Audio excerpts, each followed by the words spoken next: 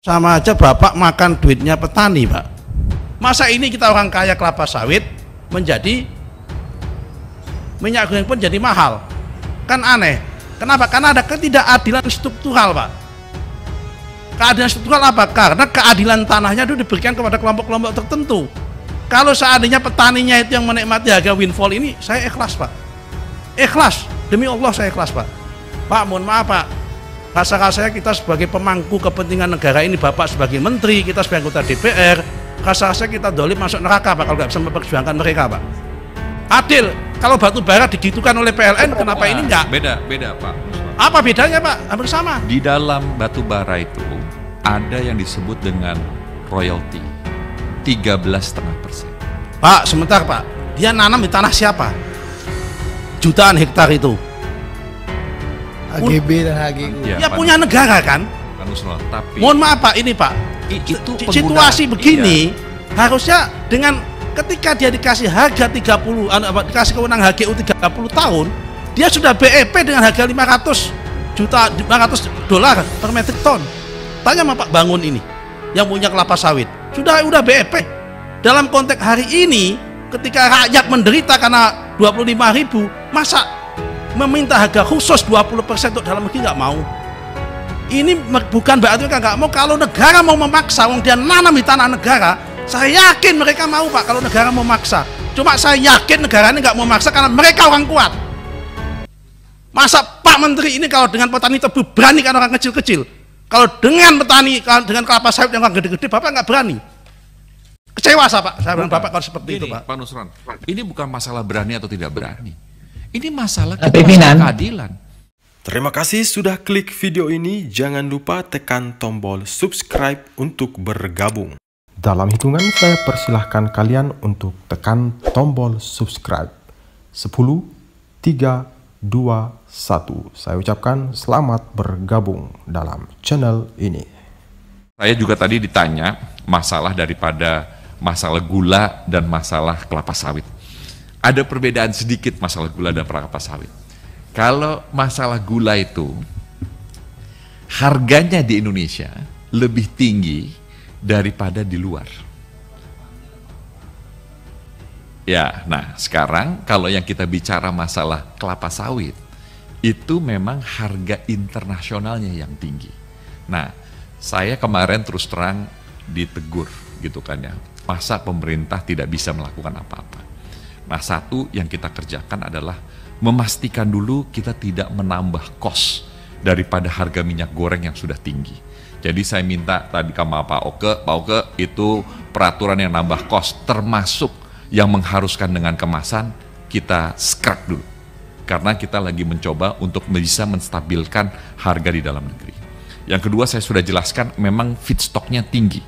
Nah, yang ketiga Bapak dan Ibu, ternyata pengekspor itu melewati yang diutarakan Pak Nusron tadi, BPDPKS itu, BPDPKS itu, ya pada pengelola dana kelapa sawit itu memang dipungut. Jadi ada dua pungutan. Satu adalah pungutan ekspor yang jumlahnya sekarang berapa? 175. 300, naik lagi, bukan 175 maksimal. Oh, gabungan. Jadi gini, PE-nya 175, BK-nya, biaya keluarnya itu sekarang 180. Jadi kira-kira jumlahnya 375 dari ekspornya. Nah, di dalam situ, ini off the record, saya nggak boleh wartawannya dengerin karena ini di depan lembaga yang terhormat, saya katakan apa yang kita kerjakan. Yang pertama, tadinya kita sudah minta 11 juta liter dijual di 14.000, ya. Udah jalan nih 20%, sekarang masuk. Tetapi itu dengan kemasan. Nah, yang menjadi permasalahan ini yang seperti diutarakan sama tadi siapa yang di sepanjang fatwa Mas Aryo Bimo itu di Pejaten itu di Depok itu, sepanjang jalan itu adalah yang tergantung dari minyak goreng. Jadi saya sudah menulis surat kepada off the record ya dari wartawan ya, menulis surat kepada Bapak Menko Perekonomian untuk menggunakan dana BPDPKS ini untuk ikut menstabilkan harga minyak goreng. Jadi minyak goreng curah. Jadi kira-kira kita sudah hitung kebutuhannya kira-kira 2,1 juta. Kita sudah hitung bagaimana mekanismenya. Kalau ini disetujui, insya Allah tahun depan akan ada berat sama dipikul, ringan sama dijinjing oleh industri di dalam negeri. Insya Allah bisa jalan. Interupsi pimpinan dikit, kiri, kanan. Ini saya sedikit. berjuang ini. Ya. Pak Menteri, saya mengenai BPDPKS, Badan Pengelola Dana Perkebunan Kelapa Sawit. Saya kan sudah 6 tahun di Komisi 11. Saya melihat ada 8 triliun atau terus naik, ya kan? 14 Pak. Nah, sekarang udah 14 kan? 14 triliun dana yang ya termasuk saya bilang abadi kan Pak, karena terus dipungut gitu. Jadi saya lihat itemnya situ ada untuk peremajaan Pak, ya kan? Ada untuk sosialisasi, ada untuk B30 ya Pak ya. Dan mungkin ada yang untuk ini Pak, stabil minyak goreng ini, kuota subsidi ini begitu. Jadi kalau Bapak itu bertanya lagi sekarang sebenarnya saya nggak bertanya, saya tulis surat sudah kepada Menko Perekonomian untuk melaksanakan mekanisme melalui Komra, Komite Pengarah, melaksanakan supaya menstabilkan harga. Bukan tanya Pak. Iya. Sudah harus bisa dieksekusi tuh Pak Menteri sebenarnya. Saya habis ini ada pertemuan di istana sebentar. Saya lapor Pak Menko untuk melaksanakan komrahnya segera. Pak, Desember ini Pak ya. Terima kasih. Pak, mohon maaf Pak Ketua. Kalau mekanisme menstabilkan harga menggunakan instrumen dana BPD kelapa sawit, kan sama aja Bapak makan duitnya petani Pak. Wong BPD kelapa sawit itu dananya harusnya digunakan untuk kepentingan replanting petani. Iya, tapi kalau menggunakan itu kan harusnya replanting kan lebih banyak. Harusnya yang diambil untuk menstabilkan harga itu hanya dengan 2 mekanisme Pak.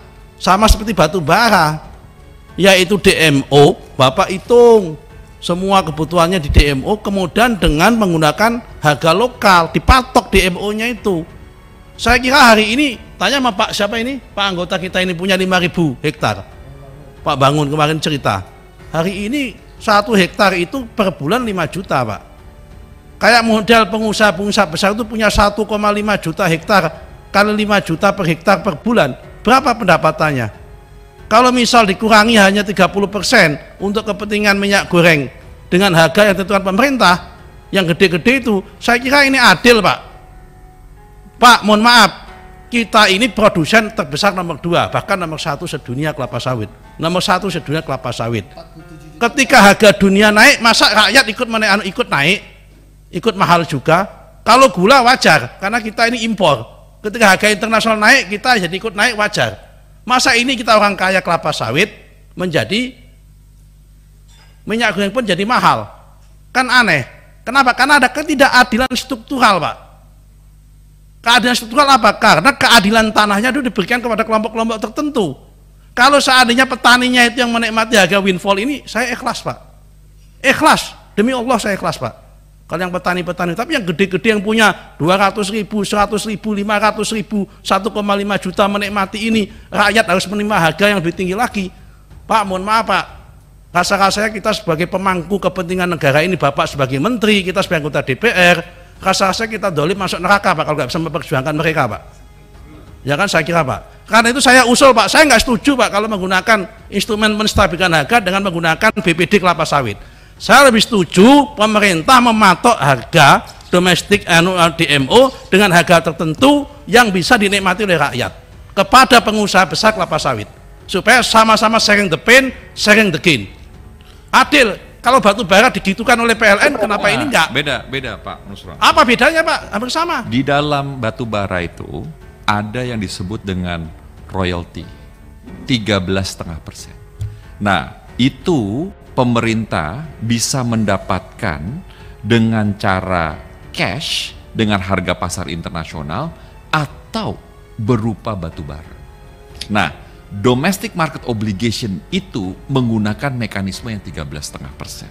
Sedangkan untuk kelapa sawit, Pak, itu yang mereka mesti bayarkan kepada kita. Yang satu namanya pajak, undang-undang pajaknya. Yang kedua Pak Nusron adalah yang diberikan oleh yang tadi itu. Iuran mereka kita pakai kembali untuk kita. Pak, sebentar Pak, dia nanam di tanah siapa? Jutaan hektar itu.